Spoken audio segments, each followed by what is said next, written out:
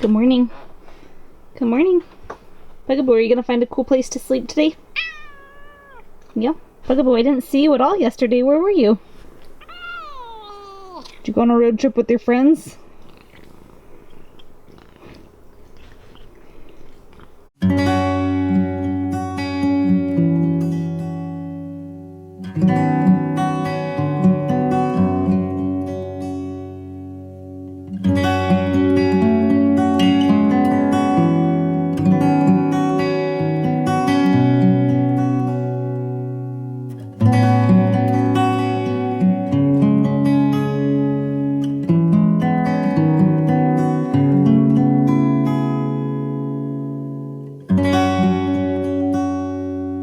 Good morning, guys. Guess what? Today's exciting because it's potato planting day. Yay! If for some reason this is the first video of ours that you're watching, we are extremely new gardeners. This here is the 4th garden we've had in our life. The previous 3 gardens, we took the put seed in dirt, water dirt approach and see what grows.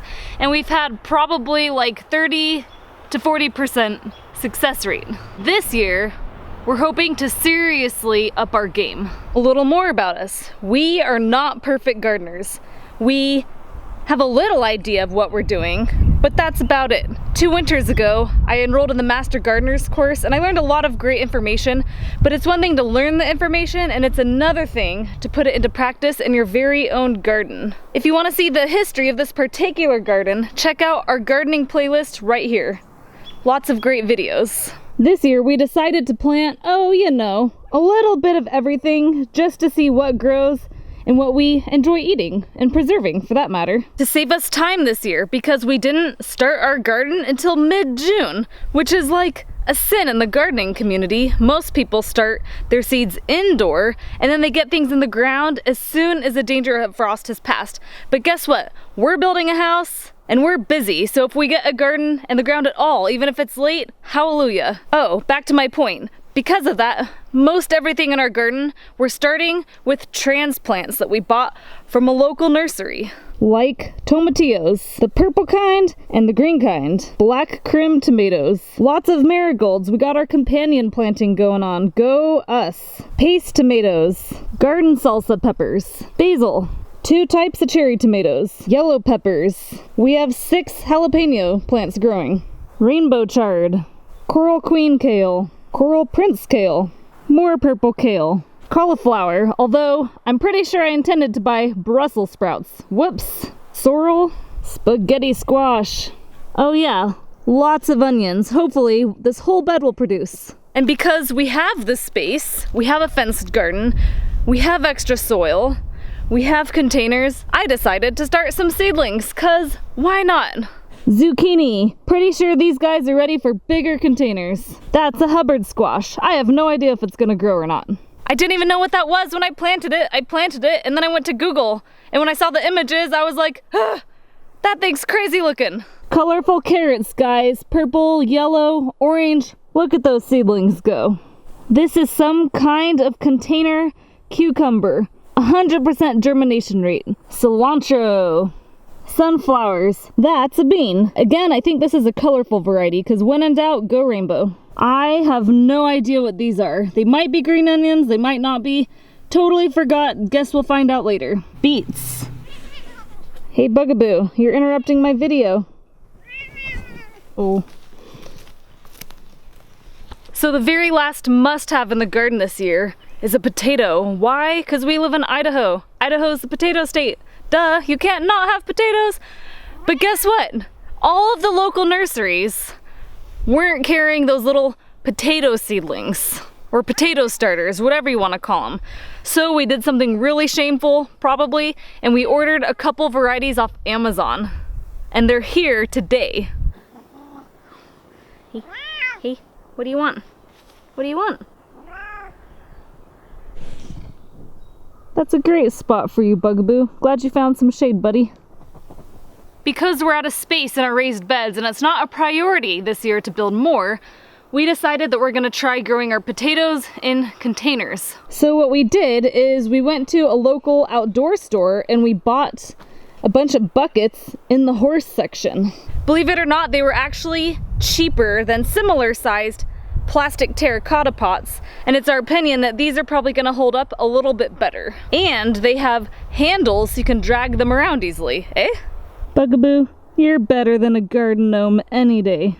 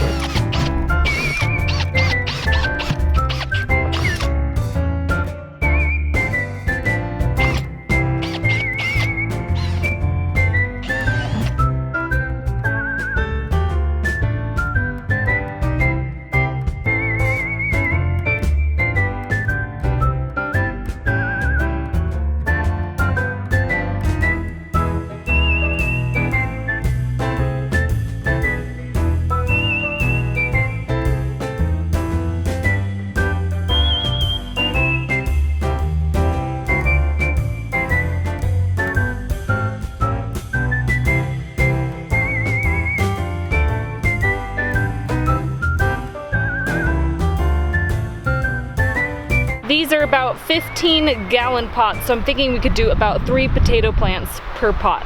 And I think we have 20 of the little seedlings total.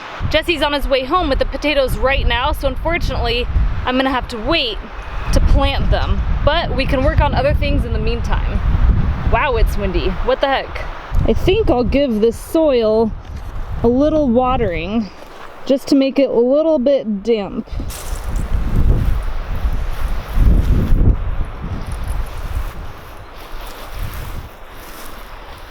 So the next thing I want to do is move these zucchini seedlings into a more appropriate location. Clearly you can see that they're getting crowded out and they're quite large for those containers. Let's go see what we have to work with.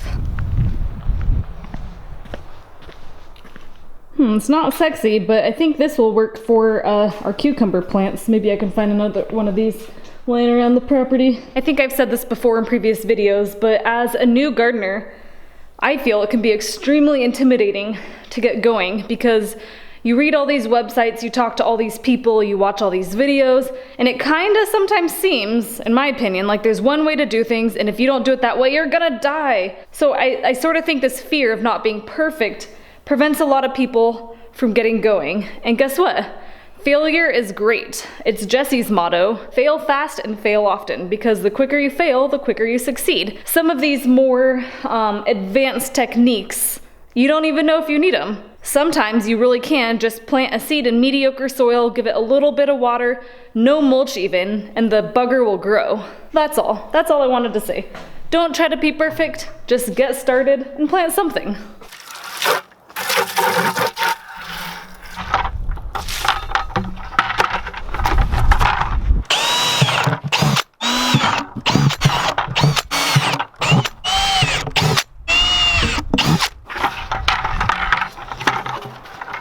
I found for that some of these deeper containers, the roots don't utilize the whole thing. I believe a lot of roots stay kind of in the maybe top 6 to 12 inches of the soil. So something I've been doing to reduce my soil usage is fill the bottom of the container with something else, like wood chips or maybe another organic material that's in abundance, and then you can top her off with soil.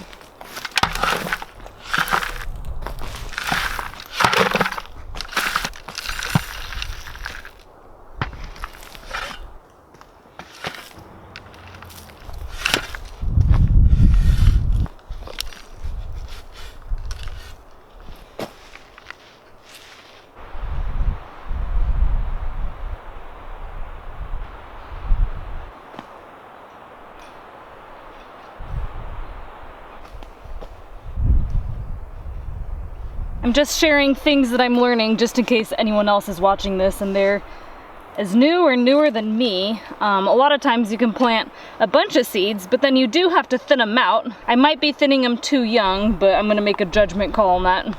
And for this cucumber plant, the packet said for a 12-inch diameter pot, you want no more than 2 plants eventually once you thin them down, like 4 inches from the center. So I'm thinking I'm gonna keep these 2 babies in this pot I'm pretty happy with that. And I think I'm gonna find another pot, or find some friends that want some cucumbers.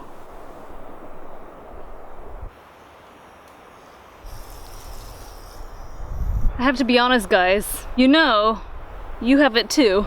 That one vegetable that you want to like. It's not that you don't like it, it's just that you go through phases where you're like, oh man, like that sounds really good, and then you buy it and you start eating it and you're like, yeah, I really don't like this vegetable, but you want to like it. That's kind of how zucchini is for me. It is good when prepared correctly, maybe with some Parmesan and it's baked pretty well, maybe with some yellow squash. It's really good in banana bread, but we don't really eat bread. So I planted a bunch of zucchini seeds because what if only one of them sprouted? And it turns out most of them are sprouting. So I think I'm gonna try to find a place to put a couple of them. If you don't eat a lot of zucchini, one plant is more than enough for your needs, especially 2 plants. So unfortunately, I think the rest might go in the compost pile. So I think this washer drum, we're gonna put one of the plants in. And then I kind of tilled up this corner of the garden. This would be the only thing in our garden we're really planting in just native soil. I did add a little of that to it. I think weeds are easily gonna take over that corner, but it's kind of just a freebie at this point. Whatever we produce, we might even gift to friends or neighbors. So I think I'll try putting one there, see what happens.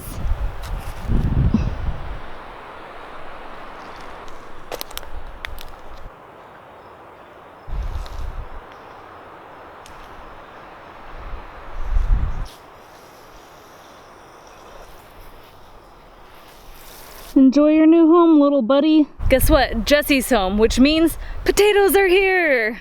Are my potatoes here? I mean, hi love, how was flying? Flying's good. Taters are here. Yahoo! Taters. Do you want to help me plant? Heck yeah. Man, it's windy. Oh, it's windy and it's hot. Holy cow. Is it hot too? Ooh, I think that's them. If these don't feel like potatoes, then clearly I don't know what potatoes feel like. It's like a sack of potatoes.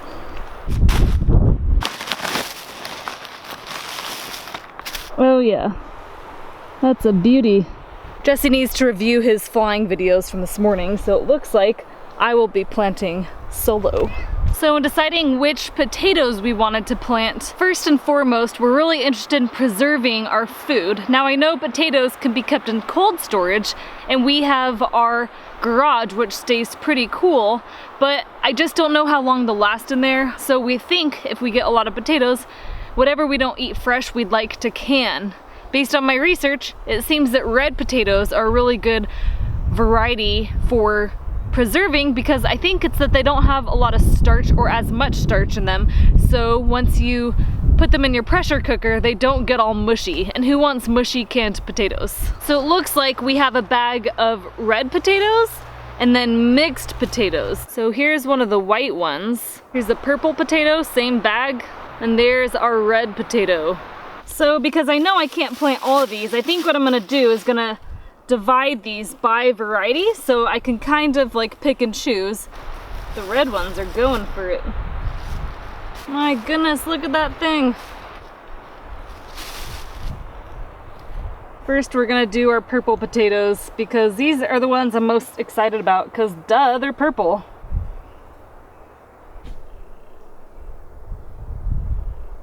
Next we'll do our 3 russet looking potatoes, and there's only 3 of them with visible eyes on them, so that means the rest of these will hopefully be red potatoes.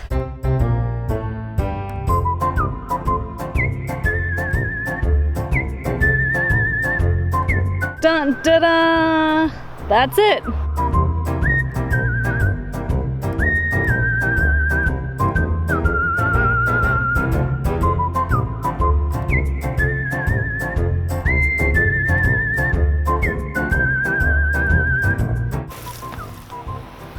I think my job here is done. We've had this garden for about 2 weeks now, and Jesse and I are really excited to see what happens this year. With the amount of effort we've put into this garden and making compost over the last year, there's no way this won't be our best garden ever. On that note, I think it's time to put my gardening stuff away. Jesse should be done watching his flying videos, and I think we are gonna be working on the house the rest of the day. We'll catch you guys later.